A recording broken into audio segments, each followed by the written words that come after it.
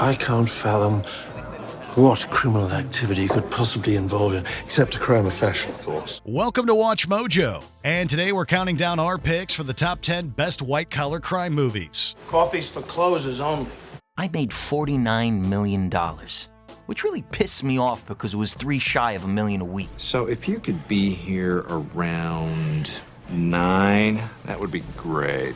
Okay? For this list, we'll be looking at the most compelling and entertaining films that center on fraud, insider trading, embezzlement, and other non-violent crimes.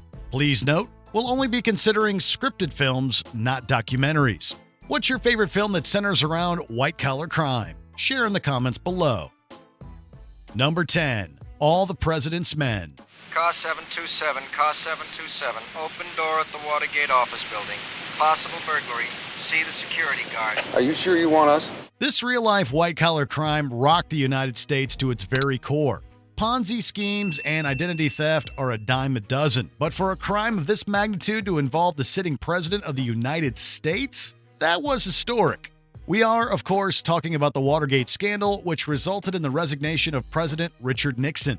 All the President's Men, directed by Alan J. Pakula, centers on the investigative journalism of Carl Bernstein and Bob Woodward, played by Dustin Hoffman and Robert Redford. Supposedly he's got a lawyer with $25,000 in a brown paper bag. Follow the money. What do you mean? Where? Oh, I can't tell you that. The film was widely praised upon release, specifically for the way it dives deep into the journalistic process and paranoia involved in a case this big. Cover-up had little to do with the break-in. It was to protect covert operations. The covert activities involved the entire U.S. intelligence community. Did Deep Throat say that people's lives are in danger? Yes. What else did he say? He said everyone is involved. Number 9, Bad Education. She could have misplaced them. I mean, there's a very real scenario here where all the other expenses are legit, right? Maybe, I don't know. Phil, she's not some criminal mastermind. All right, Pam is our friend, and she has made a stupid mistake. It's a real shame that HBO original movies never seem to get the attention they deserve. Outside of awards season, that is. After hanging up his Wolverine claws, Hugh Jackman starred opposite Allison Janney in this critically acclaimed drama based on a true story. You stole from the schools, Pam, from the taxpayers, from the kids we're supposed to serve. I mean, this kind of behavior goes beyond the bounds of immoral. The white-collar crimes of a school district superintendent might not sound as compelling as those of the president, but Bad Education retells the story of the biggest public school embezzlement in U.S. history. Finding dark humor in the story, this film makes for an incredibly illuminating look at how seemingly mundane positions of authority can lead to abuses of power. Bad Education is a wild ride from start to finish. You know, it may not be too late for you to save them. Save your son. Number 8, Can You Ever Forgive Me? The over-the-top comedic style of Melissa McCarthy isn't for everyone, but regardless of whether or not you enjoy her more absurd roles, we guarantee that you'll be blown away by her performance in this 2018 film. A biographical comedy drama crime called Can You Ever Forgive Me tells the true story of Lee Israel. You know, you don't have to be so disrespectful, okay? You have actually carried my books here. And you are? I'm Lee Israel. Oh, Miss Israel. We have copies of your latest work right over there. A struggling biography writer working in New York City in the 1990s, Israel gets so desperate that she turns to crime. Stumbling upon a unique niche, she uses her gifts as a writer to begin forging letters from deceased celebrities. I'm embellishing documents, if you will. Are you forging checks? No, literary letters by prominent writers. Israel was a complicated figure, and McCarthy brings incredible depth to the role. McCarthy co-star Richard E. Grant and the writers all earned numerous awards and nominations for the film. It's the only time recently that I can remember being proud of my work. Number 7, The Big Short. Directed and co-written by Adam McKay, The Big Short takes us behind the curtain of the 2007-2008 financial crisis. Michael, how are you, guy? Lawrence, I found something really interesting. Great, Michael. Whenever you find something interesting, We all tend to make money. What stock are you valuing? No stocks. I want to short the housing market. The film boasts an all-star cast including Christian Bale, Steve Carell, Ryan Gosling, Brad Pitt, Melissa Leo, Hamish Linklater, Jeremy Strong, and Marissa Tomei, among others. Now, financial subjects tend to be rather dry and confusing for the average viewer.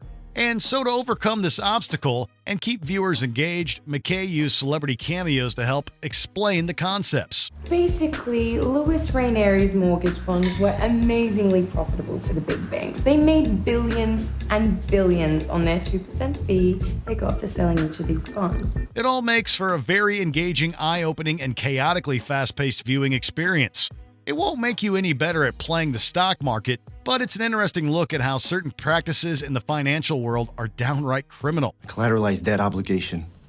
It's important to understand because it's what allowed a housing crisis to become a nationwide economic disaster. Number 6. Glengarry Glen Ross. Adapted from David Mamet's Pulitzer Prize-winning play, Glengarry Glen Ross finds drama, intrigue, and heartbreak in the world of real estate. A, B, C. A, always B, B, C, closing. Always be closing. Oh, and plenty of white-collar crime as well. As depicted in this 1992 film, the real estate industry is a cutthroat business.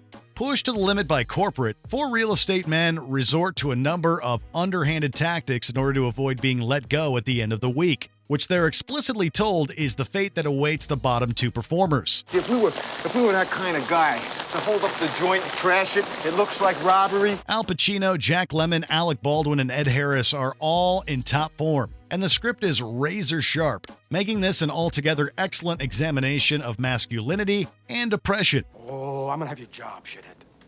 I'm going downtown. I'm gonna talk to Mitch and Murray. I'm going to Lemkin. I don't care whose nephew you are. Number 5. Wall Street. Starring Michael Douglas, Charlie Sheen, and Daryl Hannah, Wall Street is the tale of big ambitions and ruthless business practices. I bet on sure things. Read Sun Tzu, The Art of War. Every battle is won before it's ever fought. In the late 1980s, stockbrokers adopted something of a rock star persona, and this film does not shy away from that life of excess and debauchery. Wall Street centers on a young, up-and-coming broker named Bud Fox, played by Charlie Sheen, who is taken under the wing of Michael Douglas as Gordon Gekko. The point being, we can beat the majors at a price war. 2, advertising, very important. More, and aggressive. We attack the majors. The latter is a corporate raider, and while money over morals seems to be the general consensus in this film, Gekko is on an entirely different level. A fascinating exploration of greed and success in the 1980s, Wall Street actually earned Michael Douglas the Oscar for Best Actor. And how much is enough? It's not a question of enough, pal. It's a zero-sum game. Somebody wins, somebody loses. Number 4. American Hustle. No one tells a story quite like filmmaker David O. Russell, and this particular story is all about corruption. Opening in the late 1970s, American Hustle follows a pair of con artists played by Christian Bale and Amy Adams, who find themselves cornered by the FBI.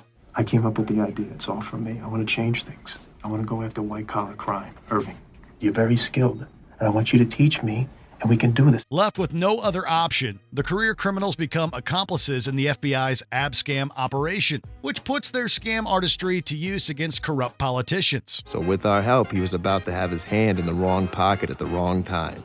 And to me, that meant corrupt. True to the time period, American Hustle is a decadent film, and its on-point design earned its nominations for both costume design and production design at the Academy Awards. It's also blessed with magnetic characters, quotable dialogue, infectious energy, and a surprising amount of laughs. You're gonna do this because you got no choice. You work for me.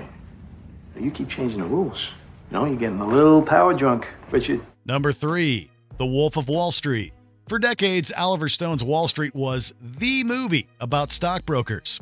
But then along came Martin Scorsese with his Wolf. Earning nearly $400 million at the box office, The Wolf of Wall Street is an epic biographical dark comedy about the financial exploits of the infamous Jordan Belfort. Name of the game? Move the money from your client's pocket into your pocket. Right, but if you can make the client's money at the same time, it's advantageous to everyone, correct? No. From the late 80s into the mid-90s, Belfort, played by the incomparable Leonardo DiCaprio, made insane amounts of money by swindling, cheating, and committing fraud at seemingly every opportunity. It was ass-covering time. I had to hide my money. Enter Rugrat. He knew the Swiss banker from law school. Supported by an all-star cast including Jonah Hill and Margot Robbie, DiCaprio plays Belfort as simultaneously despicable and undeniably charming. As far as white-collar crime movies go, it doesn't get more fun than this. Turns out I have so much information about the stock market and Wall Street I could save the government years of heartache, not to mention countless dollars. Number 2, The Insider. Why are you working for tobacco in the first place? I can't talk about it. The work I was supposed to do might have had some positive effect. I don't know. It could have been beneficial. Mostly, I got paid a lot. I took the money. When it comes to tense crime movies, there are few filmmakers who can keep up with Michael Mann. As much as we love the gunplay in Heat, it's a real testament to the director's mastery of his craft that we can make white-collar crime as riveting.